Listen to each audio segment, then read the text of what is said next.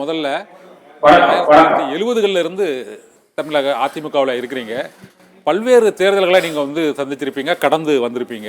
இப்போ அதிமுகவோட தொகுதி உடன்பாடு எட்டுவதற்காக தேமுதிகவுடன் நடைபெற்ற அந்த பேச்சுவார்த்தை பாதியில் இருக்கிறது. இப்போது அதிமுகவில் இணைந்துள்ள அந்த கூட்டணி கட்சிகளை பார்க்கும்போது புரட்சி பாரதம், புதிய தமிழகம், எஸ்டிபிஐ மற்றும் ஃபார்வர்டு பிளாக் உள்ளிட்ட சிறிய கட்சிகளே இணைந்து வருகிறது. இதில் ஜனநாயக புலிகள் கட்சி என்ற கட்சியின் தலைவருடனும் இரண்டாம் கட்ட பேச்சுவார்த்தை, மன்சூர் அலிகானுடன் இரண்டாம் கட்ட பேச்சுவார்த்தை நடைபெற இருப்பதாக தெரிகிறது. பெரிய கட்சிகள் எதுவும் அதிமுகவில் இந்த முறை கூட்டணியில் இணையாததற்கு என்ன சார் காரணம்? மத்திய அரசாங்கத்தை ஆளுகிற பாரதிய ஜனதா கட்சி அவர்களுடைய அழுத்தம், அந்த அழுத்தத்தை தாண்டி அதிமுகவோடு மற்ற கட்சிகள் கூட்டணிக்கு வருவார்களா என்பதை முன்கூட்டியே கணிக்க தவறிவிட்டார் எடப்பாடி பழனிசாமி. ஏன்னா பாஜகவோடு கூட்டணி இல்லை என்று அறிவித்த போதே 40லும் அதிமுக போட்டி என்று எப்படி 2014 மோடியா லேடியா என்று அம்மா களம் இறங்கினாரோ அதை நோக்கி நகர்ந்திருக்க வேண்டும். அதை தவிர்த்து பாஜக இல்லாமல் பாஜகவை பகைத்துக் கொண்டு பாட்டாளி மக்கள் கட்சி வரும், தேமுதிக வரும், மற்ற கட்சிகள் வருவார்கள். அதை விட வேதனை திமுக கூட்டணியில் இருக்கிற காங்கிரஸ் கட்சி வரும், விடுதலை சிறுத்தைகள் வரும் என்று இரவு காட்ட கிளி போல எடப்பாடி பழனிசாமி காலம் தாழ்த்தி விட்டார். அது ஒரு தவறான அணுகுமுறையை அவர் தொடங்கிவிட்டார். மாறாக 2014 போல 40 தொகுதியிலும் அதிமுக தனித்து போட்டி என்கிற முடிவை எடுத்திருக்க வேண்டும். அந்த இடத்துல அவர் சுணங்கி விட்டார் என்றுதான் நம்ம பார்க்கணும். இரட்டை இலை சின்னம் தொடர்பாக வழக்குகள் நீதிமன்றத்தில் பல்வேறு வழக்குகள் நிலுவையில் இருக்கிறது. இரட்டை இலை சின்னமானது முடக்கப்பட்ட காலகட்டமானது ஏற்கனவே மறைந்த முதலமைச்சர் எம்ஜிஆர் இறந்த பிறகு அந்த சின்னம் முடக்கப்பட்டது. அதன் பின்னர் இந்த ஆர்கே நகர் இடைத்தேர்தலின் போது அந்த இரட்டை இலை சின்னம் முடக்கப்பட்டது. அது போன்ற சூழ்நிலை இப்போது ஏற்பட்டிருப்பதாக கருதுகிறீங்களா சார்? ஏனென்றால் பல்வேறு வழக்குகள் அங்கு நிலுவையில் இருக்கின்றன. தேர்தல் ஆணையம் இந்த தேர்தல் நெருங்கக்கூடிய சூழ்நிலையில் ஒரு உத்தரவை, ஒரு நோட்டீஸை எடப்பாடி பழனிசாமிக்கு இப்போது அனுப்பியிருக்கிறது. இருந்த போதிலும் நாடு முழுவதும் இந்த கட்சிகளுக்கிடையே ஏற்பட்டுள்ள பிளவுகளை பார்க்கும் பொழுது அதிகமான நிர்வாகிகள், சட்டமன்ற உறுப்பினர்கள் இருக்கக்கூடிய அந்த பிரிவுக்கு தான் கட்சிகள் உடைக்கப்பட்ட போது அது தேசியவாத காங்கிரஸாக இருக்கட்டும், சிவசேனாவாக இருக்கட்டும், இப்போ தேசியவாத காங்கிரஸுக்கான கடிகார சின்னம் அஜித் பவாருக்கு வழங்கப்படுவதற்கான வாய்ப்பு இருக்கிறது. இதே போல இந்த சிவசேனா கட்சியின் சின்னம் வில்லம்பு சின்னம் அங்கு ஏற்கனவே சிண்டேக்கு கிடைக்கக்கூடியதற்கான வாய்ப்பு இருக்கிறது. இந்த சூழ்நிலையை பார்க்கும் பொழுது தமிழகத்திலும் எடப்பாடி பழனிசாமிக்கு அந்த இரட்டை இலை சின்னம் கிடைப்பதற்கான வாய்ப்புகள் இந்த தேர்தலில் இருக்குதா சார்? அதாவது எடப்பாடி பழனிசாமி அதிமுகவினுடைய தலைமை பொறுப்பை கைப்பற்றியதே ஒரு தவறான அணுகுமுறையில புரட்சி தலைவர் எம்ஜிஆர், அம்மா அவர்கள் வகுத்த விதிகள், தொண்டர்களால் தலைமை தேர்ந்தெடுக்கப்பட வேண்டும் என்பதையெல்லாம் புறக்கணித்து விட்டு பாரதிய ஜனதா கட்சியினுடைய ஆதரவுல தான் அவர் அதிமுகவினுடைய தலைமை பொறுப்பை கைப்பற்றினார். இரட்டை சின்னத்துக்கு கையெழுத்து போடுகிற உரிமையை எடப்பாடி பழனிசாமிக்கு கொடுத்ததிலும் பாரதிய ஜனதா கட்சிக்கு பெரும் பங்கு இருக்கிறது. அவர்களது ஆதரவுல தான் அது நடந்திருக்கு. ஆனால் பாஜக என்ன நினைத்தார்கள் என்றால் இவர் என்றைக்குமே கட்டுப்பட்டு இருப்பார் என்று அவர்கள் எதிர்பார்த்தார்கள். ஆனால் எடப்பாடி பழனிசாமி வழக்கம் போல யாரிடத்திலெல்லாம் உதவிகளை பெறுகிறாரோ அவர்களை இவர் பின்னாளில் உதறி தள்ளி விடுவார் என்கிற அடிப்படையில நகர்ந்திருக்கிறார். ஆனா தேர்தல் ஆணையத்தை பொறுத்த வரைக்கும் முழுக்க பாரதிய ஜனதா கட்சியினுடைய கைப்பாவையாக அவர்களது எண்ண ஓட்டங்களுக்கு ஏற்ப செயல்படுகிற ஒரு அமைப்பாகத்தான் இருக்கு. இந்த கூட்டணி இல்லை என்று எடப்பாடி பழனிசாமி அதிமுக முடிவெடுத்ததற்கு பிறகு இந்த சின்னத்தில் ஏதேனும் சிக்கல்களை பாஜக உருவாக்க நினைக்கிறதா, அல்லது சின்னம் ஒருவேளை சிக்கலுக்கு ஆட்படுத்தப்பட்டால் அது அதிமுகவுக்கு ஒரு அனுதாபமாகவும் பாரதிய ஜனதா கட்சிக்கு ஒரு எதிர் அலையாகவும் தேர்தல் வாக்குப்பதிவில் அதிமுக தொண்டர்கள் கொதித்து எழுந்து விடுவார்கள். ஏன்னா இரட்டை சின்னத்துல கை வச்சா அதை நிச்சயமாக அதிமுக தொண்டர்கள் பொறுத்து கொள்ள மாட்டார்கள் என்றும், ஆனா இன்னொரு விதமான பாஜகவுடைய அணுகுமுறை என்பது இரட்டை சின்னம் எடப்பாடி வசமே இருக்கட்டும், அதுல எடப்பாடி பழனிசாமி கையில் இருக்கிற அந்த இரட்டை சின்னத்துக்கு எம்ஜிஆர் கால இரட்டை சின்னம் அல்ல, அம்மா கால இரட்டை சின்னம் அல்ல, என்று நிரூபித்து நாங்கள் வென்று காட்டுகிறோம் என்று. சமீபத்திய கருத்து கணிப்புகளை எல்லாம் பார்த்தீங்கன்னா பாஜக 2வது இடத்துக்கு வந்துரும் என்கிற அளவுல தான் அதிமுக 3வது இடத்துக்கு தள்ளப்பட்டு விடும் என்கிற ரீதியில தான் அந்த கருத்து கணிப்புகள் வெளிவருது. இதையெல்லாம் முறியடித்து வெற்றி காண வெறியோடு அதிமுக தொண்டர்கள் இருக்கிறாங்க. ஆனால் அதை சரியான வழிநடத்துகிற தலைமையாக எடப்பாடி பழனிசாமி இருக்கிறாரா என்பதுதான் இன்றைய கேள்வியாக இருக்கு. பழனிசாமி சார், மற்றொரு முக்கியமான விஷயம், இந்த சட்ட விதிமுறைகளின்படி தான் அதிமுகவின் தலைமையை வந்து தேர்ந்தெடுக்க வேண்டும் என்று பலமுறை நீங்கள் கூறி வந்திருக்கிறீர்கள். இந்த அதிமுகவின் சட்ட விதிகள் என்னதான் கூறுகிறது? இப்போது எடப்பாடி பழனிசாமிக்கு இந்த அதிமுக பொதுக்குழுவில் பெரும்பாலான உறுப்பினர்களின் ஆதரவுகள் இருக்கிறது, எம்எல்ஏக்களின் ஆதரவு இருக்கிறது, நிர்வாகிகளின் ஆதரவுகள் இருக்கிறது. இருந்த போதிலும் அந்த கட்சி தலைமையை தேர்வு செய்வதற்கான சட்ட விதிகள் என்ன மீறப்பட்டிருக்கிறது சார்? அதாவது அடிப்படை தொண்டர்களால் மட்டுமே தலைமை தேர்ந்தெடுக்கப்பட வேண்டும் என்பதுதான் புரட்சி தலைவர் எம்ஜிஆருடைய விதி, ஜெயலலிதா அம்மா அவர்களது விதி. சசிகலா அவர்கள் பொதுக்குழுவால தேர்ந்தெடுக்கப்பட்டார். அதை எதிர்த்து தான் அன்றைக்கு நான் வழக்கு தொடுத்திருந்தேன். எனக்கு பிறகு ஓபிஎஸ் அதை எதிர்த்தார். பிறகு அதே ஓபிஎஸ் எடப்பாடி பழனிசாமியோடு இணைந்து ஒருங்கிணைப்பாளர், இணை ஒருங்கிணைப்பாளர்னு அந்த பொதுக்குழுவாலேயே அங்கீகரிக்கப்பட்டாங்க. அன்றைக்கே நான் சொன்னேன், இது நாளை ஓபிஎஸ்ஐ புறக்கணிப்பதற்கு, கட்சியை விட்டு நீக்குவதற்கு, ஓரம் கட்டுவதற்கு இது பயன்படும், அவருக்கே இது எதிராக பயன்படுத்தப்படும் சொல்லி சொன்னேன். அதன் விளைவுகளை இன்றைக்கு பன்னீர்செல்வம் அனுபவித்துக் கொண்டிருக்கிறார். எடப்பாடி பழனிசாமியும் ஏதோ தான் மிக புத்திசாலித்தனமாக செய்வதை போல அந்த விதிகளை எல்லாம் திருத்தி தொண்டர்களாலதான் தலைமை, ஆனால் அந்த போட்டியிடுவதற்கு 10 மாவட்ட செயலர் முன்மொழியணும், 10 மாவட்ட செயலர் வழிமொழியணும், ஒரு மாவட்ட செயலர் ஒருவருக்கு தான் முன்மொழிதலோ வழிமொழிதலோ இருக்கணும்னு விதியை கொண்டு வந்திருக்கிறார். கிட்டத்தட்ட எடப்பாடி பழனிசாமியை தவிர்த்து வேற யாரும் போட்டியிட முடியாது என்று அந்த போட்டியை தவிர்த்து விட்டு தான் தொண்டர்களால் தேர்ந்தெடுக்கப்பட்டு விட்டதாக நீதிமன்றங்களை பாஜக ஆதரவோடு நம்ப வைத்திருக்கிறார். இப்ப எப்படி ஓபிஎஸ் ஏமாந்தாரோ அதே போல இதே விதிகள் பொதுக்குழு என்ன வேணாலும் விதி வச்சுக்கலாம், அந்த விதியை திருத்துகிற அதிகாரம் பொதுக்குழுவுக்கு இருக்கு என்று எடுத்துக்கொண்டால் நாளை இதே பொதுக்குழு கூடி வேறொரு முடிவை எடுத்து 10 மாவட்ட செயலர் முன்மொழிவது, 10 மாவட்ட செயலர் வழிமொழிவது என்றெல்லாம் இல்ல, அந்த விதியை திருத்தணும், திருத்தி புதிதாக தேர்தல் நடத்த வேண்டும் என்று அவர்கள் எடுத்து வேற யாரையேனும் கொண்டு வரலாம். அது பாஜக நினைத்தால் செய்துவிட முடியும். அதனாலதான் புரட்சி தலைவர் எம்ஜிஆரும் அம்மாவும் பொதுக்குழு குறித்த அதாவது பொதுச் செயலர் குறித்து எந்த முடிவை எடுக்கிற அதிகாரம் பொதுக்குழுவுக்கு கிடையாது என்கிற ஒரு விதியை வைத்திருந்தார்கள். அந்த விதியை தகர்த்தது பின்னாளில் இன்றைக்கு எப்படி பன்னீர்செல்வம் தனிமைப்படுத்தப்பட்டு வருத்தத்தில் இருக்கிறாரோ, தனிமைப்பட்டுள்ளாரோ, அகதியாய் பாஜகவிடத்துல சரணாகதி அடைந்திருக்கிறாரோ, இதே நிலை நாளை எடப்பாடி பழனிசாமிக்கும் ஏற்படாது என்பதற்கு எந்த உத்தரவாதமும் இல்லை. சார், இப்போ அதிமுக வந்து பாரதிய ஜனதா கட்சி உடைத்து விடும், எதிர்காலத்தில் உடைத்து விடும் என்ற பேச்சு விமர்சனம் வந்து பொதுவாகவே இருக்கிறது. ஆனால் அதற்கான வாய்ப்புகள் இந்த நாடாளுமன்ற தேர்தலுக்கு பிறகு ஏற்படுமா சார்? ஏனென்றால் பல்வேறு கட்சிகளை பாரதிய ஜனதா கட்சி உடைத்திருக்கிறது. அது அண்மையில் சிவசேனா, தேசியவாத காங்கிரஸ் உள்ளிட்ட பல்வேறு கட்சிகளையும் இரண்டாக பிரித்திருக்கிறார்கள். இதுபோல அதிமுகவை உடைப்பதற்கான வியூகத்திலும் பாரதிய ஜனதா கட்சி இந்த தேர்தலுக்கு பிறகாவது முந்தையாவது ஈடுபடுவதற்கான வாய்ப்பு இருக்குதா நினைக்கிறீங்களா சார்? பாஜகவை பொறுத்த வரைக்கும் சிவசேனா கட்சி என்பது வந்து பால் தாக்கரேவால் அன்றைய RSS தலைமையகத்தால் இணைந்து இருவரும் பாஜகவும் சிவசேனாவும் உருவாக்கப்பட்டது.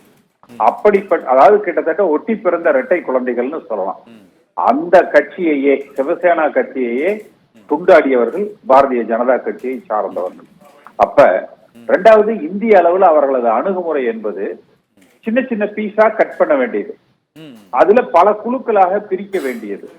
ஒவ்வொரு குழுவாக பாஜக எப்படி தினகரனோட ஒரு கூட்டணி, ஓபிஎஸ் ஓட ஒரு கூட்டணி, இன்னும் இருக்கிறது இன்னொரு 2-3 சின்ன சின்ன இதா பிரிச்சு ஒவ்வொருத்தரோடவும் தனித்தனியா கூட்டணி, அந்தந்த வாக்குகளை தனதாக்கி கொள்வது. இதன் மூலமாகத்தான் இந்திய அளவில் அவர்கள் ஆட்சியை பல மாநிலங்கள் பிடித்திருக்கிறார்கள். அதையே தமிழகத்தில் அதிமுகவை நசுக்குவதன் மூலமாக உருவாக்க அவர்கள் நினைக்கிறார்கள். ஆனால் அதிமுக தொண்டர்கள் ஒருபோதும் அதை ஏற்றுக்கொள்ள மாட்டார்கள். நிச்சயமாக பாஜகவுக்கு எதிராக அணி திரள்வார்கள். தலைமையில் இருக்கிறவங்க தங்களை காப்பாற்றிக் கொள்ள, அது ஓபிஎஸ்ஆ இருக்கலாம், தினகரனா இருக்கலாம், எடப்பாடி பழனிசாமியா இருக்கலாம், தங்கமணியா இருக்கலாம், வேலுமணியா இருக்கலாம், யாரா வேணாலும் இருக்கலாம். ஆனால் தொண்டர்கள் என்றைக்கும் எம்ஜிஆர், ஜெயலலிதா அம்மா, இரட்டலை சின்னம், அதிமுக என்கிற வளையத்தை விட்டு அவர்கள் வெளியேற மாட்டார்கள். வேறு பக்கம் வாக்கு போட மாட்டார்கள். பழனிசாமி, மற்றொரு முக்கியமான ஒரு கேள்வி. எடப்பாடி பழனிசாமி பொதுச் செயலாளராக அந்த பொதுக்குழுவில் தேர்ந்தெடுக்கப்பட்டது செல்லும் என்று நீதிமன்ற தீர்ப்பு அளிக்கப்பட்டு விட்டது. இனிமேல் அதை செல்லாது என்று கூறுவதற்கு ஏதாவது வழக்குகள் அல்லது வேறு ஏதாவது முடிவுகள் எடுக்க வேண்டியது இருக்குதா சார்? இல்ல, பாஜக நினைச்சா எதை வேணாலும் செய்யலாம். தேர்தல் அறிவித்து விட்டால் தேர்தல் ஆணைய முடிவுகள்ல நீதிமன்றங்கள் தலையிட முடியாது. தேர்தல் அறிவிப்பு வெளியிடப்பட்டு விட்டால் நீதிமன்றங்கள் தலையிட முடியாது. அந்த பாஜக நினைச்சாங்கன்னா செய்யலாம். அவர்கள் நினைத்தால் செய்துவிட முடியாது என்பது கிடையாது. அவர்கள் நினைத்தால் செய்து விடலாம். அதற்குரிய வாய்ப்புகள் முழுவதுமாக இல்லை என்று நம்ம மறுக்க முடியாது. ஆனால் இன்றைக்கும் அவர்கள் எடப்பாடி பழனிசாமிக்காக பயந்துட்டு இல்லை, அதிமுக தொண்டர்கள் வெகுண்டு எழுந்து விடுவார்கள் என்பதற்காகத்தான் பயந்து நிற்கிறாங்க. இரண்டாவது, இந்த கருத்து கணிப்புகளை பொய்யாக்குவதை போல எல்லா தொகுதிகளிலும், இன்னும் சொல்ல போனா முக்கியமான வேட்பாளர்கள் பாஜக சார்புல நிக்கிற இடங்கள்ல வலிமையான அதிமுக தலைவர்கள் போட்டியிட வேண்டும். அப்படி போட்டியிடுவதன் மூலமாக பாஜகவுக்கு உரிய இடம் நோட்டாவுடனான போட்டி தான் என்பதை அவர்களை ஒதுக்கிவிட்டு, இந்த களம் என்றைக்கும் திராவிட களம், இது திமுகவுக்கும் அதிமுகவுக்கும் உண்டான போட்டி என்று இந்த தேர்தலில் நிரூபித்தால் மட்டும்தான் எடப்பாடி பழனிசாமிக்கு எதிர்காலம், அதிமுக இவரை தலைவராக தொடர்வதற்கு அனுமதிக்கும். அப்படி இல்ல, சில தொகுதிகளில் பாஜக இரண்டாவது இடத்தை பெற்றுவிட்டாலோ, நீங்க அவங்க மற்ற கருத்து கணிப்புகள் மாதிரி 4 இடங்கள் 5 இடங்கள் வெற்றி பெறணும்னு இல்லை, 1-2 தொகுதிகளில் 2ஆம் இடத்தை பெற்றுவிட்டாலே அதை மிகப்பெரிய அவமானமாக, தோல்வியாகத்தான் நம்ம பார்க்கணும். அதற்கு ஒரு வாய்ப்பு கொடுக்க கூடாது. குறிப்பா அண்ணாமலை எங்க ஒருவேளை அவர் போட்டியிட்டாலும் அவரை தோற்கடிப்பதற்கு அதிமுக முனைப்பு காட்ட வேண்டும். இன்னைக்கு அண்ணாமலை ஒரு பேட்டி கொடுத்திருக்காரு, சற்று முன்பு கொடுத்திருக்கிறார். அறவே கட்டுத்தனமாக இபிஎஸ் பேசுகிறார் என்று அவர் ஒரு பேட்டி இன்னைக்கு கடுமையான இந்த கூட்டணி பிளவுக்கு அப்புறம் ஒரு கடுமையான விமர்சனத்தை எடப்பாடி பழனிசாமி மீது அவர் வைத்திருக்கிறார். இது அதிமுக தொண்டர்கள் மத்தியிலும் மற்றும் அவங்களை போன்ற முன்னாள் நிர்வாகிகள் மத்தியிலும் அதற்கு நீங்கள் கண்டனம் தெரிவிக்கிறீங்களா? அவர் பேசியது சரியான அணுகுமுறைன்னு நினைக்கிறீங்களா சார்? இல்ல, எந்த சூழ்நிலையில் அவர் அப்படி பேசினார் எனக்கு தெரியல. ஏன்னா இப்பதான் நீங்க இதை சொல்றீங்க. ஆனால் எந்த சூழ்நிலையாக இருந்தாலும் அண்ணாமலையா எடப்பாடி பழனிசாமியா என்றால் அதிமுக தொண்டன் எடப்பாடி பழனிசாமி பக்கம் தான் நிற்பான். 2வது, அரைவேற்காடு என்பது அண்ணாமலைக்கு முழுமையாக பொருந்தும். இன்றைக்கு தமிழகத்தில் எடுத்தீங்கன்னா அரைவேற்காடு அரசியல்வாதி யாருன்னு கேட்டீங்கன்னா அப்படியே பளிச்சுன்னு அது அண்ணாமலைக்கு அப்படியே பொருந்தும். ஏன்னா அவர் பேசுறதுல பாதி விஷயங்கள் பொய், பாதி விஷயங்கள் உண்மைக்கு புறம்பானவைகள், நிரூபிப்பதற்கு இயலாதவைகள். போற போக்குல அப்படியே அடிச்சு விட்டுற வேண்டியது. ஏதோ தான் மட்டும்தான் ஒரு பெரிய அறிவாளி என்று அவர் பேசிட்டு இருக்காரு. அதனாலதான் நான் திரும்ப சொன்னேன், அண்ணாமலைக்கு சரியான பாடம் புகற்ற வேண்டும். எந்த தொகுதியில் அண்ணாமலை போட்டியிட்டாலும் சரியான போட்டி வேட்பாளரை அதிமுக சார்பாக இறக்கி அந்த தொகுதியில் அதிமுக வெற்றி பெறணும். கூட எந்த பாஜக முன்னணி தலைவர்கள் போட்டியிடுகிறார்களோ அதுல அதிமுக முன்னணி தலைவர்கள் களத்துல இறங்கி பாஜகவுக்கு உரிய இடம் நோட்டா என்பதை காட்டி திமுகவுக்கும் அதிமுகவுக்கும் உண்டான போட்டியாக தேர்தல் களத்தை தமிழக அரசியல் கடுமையா விமர்சிக்கிறீங்க. ஆனா இதுவரை இந்த கூட்டணி பிரிந்ததுக்கு பிறகும் கூட பாரதிய ஜனதா கட்சியோ அல்லது அதனுடைய கொள்கைகளையோ திட்டங்களையோ அல்லது அண்ணாமலையோ அதிமுகவின் தலைவர்கள் எவரும் கடுமையாக விமர்சித்து எந்த விதமான ஒரு கருத்தையோ அல்லது ஒரு பொதுக்கூட்டங்களில் ஒரு குற்றச்சாட்டுகளை எதையும் கூறவில்லை. அது அண்ணாவை பற்றிய விமர்சனங்கள் எழுந்த போதும் சரி, மறைந்த முதலமைச்சர் ஜெயலலிதா தொடர்பாக அவர்கள் பேசிய போதும் சரி, ஒரு நாள் மட்டுமே போராட்டம் நடத்தினார்கள் தவிர மற்றபடி அதற்கு மிகப்பெரிய அளவுக்கு ஒரு எதிர்வினைகளை ஆற்றவில்லையே இந்த இப்போது இருக்கிற அந்த அதிமுகவின் 3 பிரிவு நிர்வாகிகளுமே நான் சொல்றேன். அது ஏன் அந்த எதிர்ப்பை அவங்க காட்டலை? மூன்று பிரிவுல ஓபிஎஸ் தினகரன் அண்ணாமலையோட ஐக்கியமாயிட்டாங்க. எடப்பாடி பழனிசாமி அவர் கூட இருக்கிற முன்னாள் அமைச்சர்களை பொறுத்தவரைகளுக்கு பயம். என்போர்ஸ்மெண்ட் டைரக்டரேட்டை கண்டு பயம், வருமான வரித்துறையை கண்டு பயம், சிபிஐ கண்டு பயம், அது மாதிரி பல பாரதிய ஜனதா கட்சி மத்திய அரசாங்கத்தை கண்டு பயம். அடிப்படை அதிமுக தொண்டனுக்கு எம்ஜிஆர் மட்டும்தான் அவர்களது பலம். அவர்களுக்கு எந்த பயமும் கிடையாது. பாஜகவை எதிர்த்து வெற்றி கொள்வதற்கு களத்தில் போராடுவதற்கு அவர்கள் தயாராக இருக்கிறாங்க. ஆனால் அதை வழிநடத்துவதற்கு இவர்கள் தயாராக இருக்கிறார்களா என்றுதான் பார்க்கணும். இப்போ இந்த நாடாளுமன்ற தேர்தல் களத்தில் போட்டி திமுகவுக்கு போட்டி அதிமுகவா பாரதிய ஜனதா கட்சி, அந்த இரண்டாவது போட்டி வந்து அதிமுகவுக்கும் திமுகவுக்கும் இருக்கிறதா அல்லது திமுகவுக்கும் பாரதிய ஜனதாவுக்கும் தான் இந்த போட்டி இருக்கிறதா? நீங்க என்னதான் நினைக்கிறீங்க இப்போ? ஏன்னா பல்வேறு கருத்து கணிப்புகளில் 17% தான் வந்து அதிமுகவின் வாக்கு வங்கி இருக்கிறது, பாரதிய ஜனதா கட்சிக்கு 15% வாக்கு வங்கி இருக்கிறது. அதுவும் பல தொகுதிகளில் அந்த 17-18% தான் இருக்கிறது. பொதுவாக அதிமுகவின் வாக்கு வங்கி இதுவரை கட்சி தொடங்கியதிலிருந்து அந்த முதல் தேர்தலை சந்தித்ததில் இருந்து 77 பார்த்தோம் என்றால் ஒரு 30-35% வந்து சர்வசாதாரணமாக வாங்கியிருக்கிறார்கள். சில தேர்தல்களில் 40% வாக்குகளை கூட அதிமுக வாங்குகிறது. இந்த தடவை 17% என்று வாக்கு வங்கி இருக்கிறது என்று பல்வேறு கருத்து கணிப்புகளும் நாடு முழுவதும் எடுத்தப்பட்ட கருத்து கணிப்புகள் மற்றும் பல்வேறு நிறுவனங்களில் நேற்றும் வரை வெளியான கருத்து கணிப்புகளில் அதிமுகவின் வாக்கு வங்கியானது 17-15% என்றும் பாஜகவிற்கும் அதிமுகவுக்கும் உரிய வாக்கு சதவீத வித்தியாசம் 2% தான் என்றும் இந்த வெளிவந்திருக்கிறது. இது வந்து உண்மையிலே அந்த மாதிரி வாக்கு வங்கி சரிவு ஏற்பட்டிருக்கா சார்? இப்போ அதிமுகவுல எடப்பாடி பழனிசாமி மீது வருத்தங்கள் இருக்கு. என்ன எடுத்துக்கிட்டீங்கன்னா நானே எடப்பாடி பழனிசாமி ஏற்றுக்க மாட்டேன். ஆனால் அதற்காக அதிமுகவை விட்டுக் கொடுப்பதற்கு நாங்கள் தயாராக இருக்க மாட்டோம்.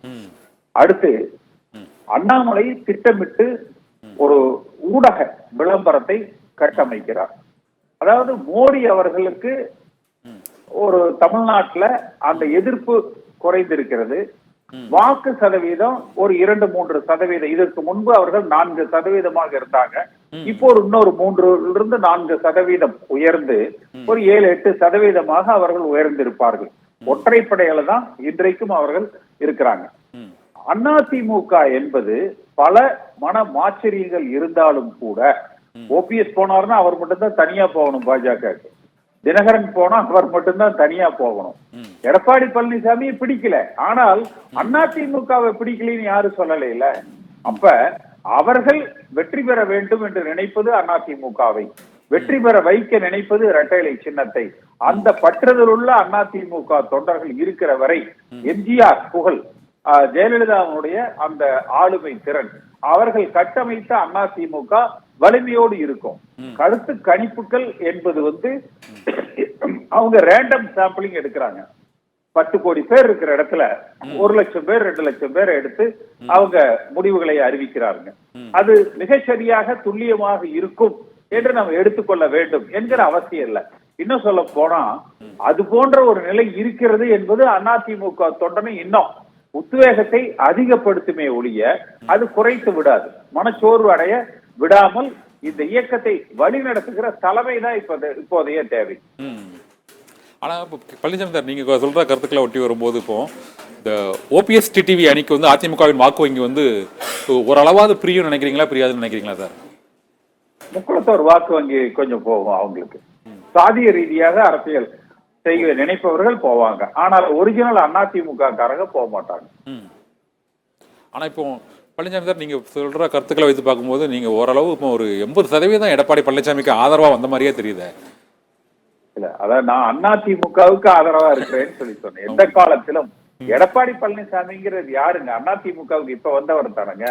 நாங்கெல்லாம் வந்து பிறக்கிற பொழுதே அதிமுகவாக, பிறவியிலேயே எம்ஜிஆர் அதிமுக என்று வளர்ந்தவர்கள், உயர்ந்தவர்கள். அதனால அவை விட்டுக் கொடுக்க நாங்க எந்த சூழ்நிலையும் தயாரா இருக்க மாட்டோம். தலைமை மாற்றுவதற்கும் தொண்டர்களது உரிமையை பெறுவதற்கும் போராடுவோம். அது வேற, அது எங்க உட்கட்சி பிரச்சனை. ஆனால் பாஜகவா அதிமுகவா, திமுகவா அதிமுகவா என்றால் அதிமுக வெற்றி பெற வேண்டும் என்பது எங்கள் ரத்தத்தில் ஊறியது. அதை வந்து நாங்க தவிர்க்க முடியாது. பழனிசாமி சார், இப்போதைக்கு அதிமுகவின் வாக்கு வங்கி ஓபிஎஸ் மற்றும் டிடிவிக்கு அந்த சமுதாய அடிப்படையில் தான் நீங்கள் வந்து மாறும் என்று கூறியிருக்கிறீர்கள். ஆனால் அதிமுகவின் தொண்டர்கள் இப்போதைய சூழ்நிலையில் வந்து எந்த பக்கம் இருக்கிறார்கள்? அதாவது அதிமுகவின் பக்கம் இருக்கிறார்களா, அல்லது அதிமுக, ஓபிஎஸ், டிடிவி என்று மூன்றாக அவர்கள் பிரிந்து தான் இந்த தேர்தலில் வாக்களிப்பாங்கன்னு நினைக்கிறீங்களா, அல்லது இந்த தேர்தலில் அவர்கள் ஓரணியில் வாக்களிப்பார்கள் நினைக்கிறீங்களா சார்? ஏனென்றால் பாரதிய ஜனதா கட்சியை இபிஎஸ் பிரிவு முழுமையாக விமர்சிக்கவில்லை, இன்னும் கடுமையான பிரச்சாரத்தில் ஈடுபடவில்லை. மற்றொன்று பெரிய கட்சிகள் எதுவும் இப்பொழுது இதுவரை தேமுதிகவுடன் கூட இன்னும் உடன்பாடு எட்டப்படவில்லை. அனைத்துமே மிகச்சிறிய கட்சிகள் தான் அங்கு உடன்பாட்டை எட்டி இருக்கின்றன. பாரதிய ஜனதா கட்சியை பொறுத்தவரை அவர்கள் பாட்டாளி மக்கள் கட்சியுடன் ஓரளவு கூட்டணியை நெருக்கி இருப்பதாகவும், தேமுதிகவின் நிலை திருசங்க நிலையாகத்தான் இப்போது இருப்பதாகவும் தகவல் வந்திருக்கிறது. இந்த சூழ்நிலையில் எந்த கூட்டணியும் இல்லாமல் ஒரு 2 பெரிய பிளவுகளுக்கு இடையே உங்களை போன்ற பல்வேறு முக்கியமான நிர்வாகிகள் வெளியிலிருந்து ஆதரவோ எதிர்ப்போ தரக்கூடிய சூழ்நிலையில் தான் இந்த வாக்கு வங்கி சரிவு இந்த அளவுக்கு ஆகி இருக்கிறது என்றும் அது இந்த தேர்தலில் எதிரொலிக்கும் என்பதுதான் தெரிய வருகிறது. இதனால் நீங்க இந்த 3 பிரிவுகளாக இந்த வாக்கு வங்கி சிதறாமல் இருக்கும்னு நினைக்கிறீங்களா சார்?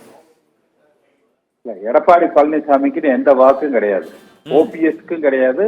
என்ன சொல்ல போனா ஓபிஎஸ்க்கு தினகரனு கூட அவங்க ஜாதிய வாக்குகள் சிலது இருக்கு. ஏன்னா அவர்கள் கையில் எடுத்திருப்பது சாதிய ரீதியிலான அரசியல். அதிமுகவை பொறுத்த வரைக்கும் வாக்கு வங்கி என்பது இரட்டலை சின்னமும் அதிமுக கட்சியும், அதற்கு தான் அந்த வாக்கு வங்கி இருக்குது. அதுல ஒரு பெரிய சரிவு இருப்பதாக நான் பார்க்கல. ஆனால் ஒரு சோர்வு இருக்கு, ஒரு மன சங்கடங்கள் இருக்கு. அது எடப்பாடி பழனிசாமியினுடைய அணுகுமுறை, இந்த இயக்கத்தை வழிநடத்துகிற முறையில் இருக்கிற அதிருப்தி. ஒன்றுபட்ட அதிமுகவாக இந்த இயக்கம் வழிநடத்தப்பட்டால் ஆளுகிற கட்சியாக அதிமுக உருவெடுக்கும். அனைத்து தேர்தல்களிலும் வெற்றி பெறுகிற கட்சியாக அதிமுக உருவெடுக்கும். இன்றைக்கும் வலிமை குறையாத, வளம் குன்றாத அதிமுகவாகத்தான் இருக்கு. கடைசியா ஒரே ஒரு கேள்வி. இரட்டை இலை இப்போது இந்த தேர்தலுக்கு முன் முடக்கப்பட்டு விட்டால் அதிமுக பல தொகுதிகளில் 2ஆம் இடத்திற்கு கூட வருவது மிகப்பெரிய சிக்கல் ஆகிவிடும் என்ற ஒரு கருத்து பொதுவாக அரசியல் தளத்தில் இருக்கிறது. இரட்டை இலை சின்னம் இந்த முறை முடக்கப்படுவதற்கான வாய்ப்பு எந்த அளவுக்கு இருக்கு சார்? அதற்கான வாய்ப்புகள் மிக குறைவு என்பதுதான் என்னுடைய பார்வை. ஒருவேளை அந்த விச பரீட்சையை பாரதிய ஜனதா கட்சி செய்தால் அதற்குரிய விளைவுகளை அதிமுக தொண்டன் நிச்சயமாக கொடுப்பாங்க. நன்றி சார்.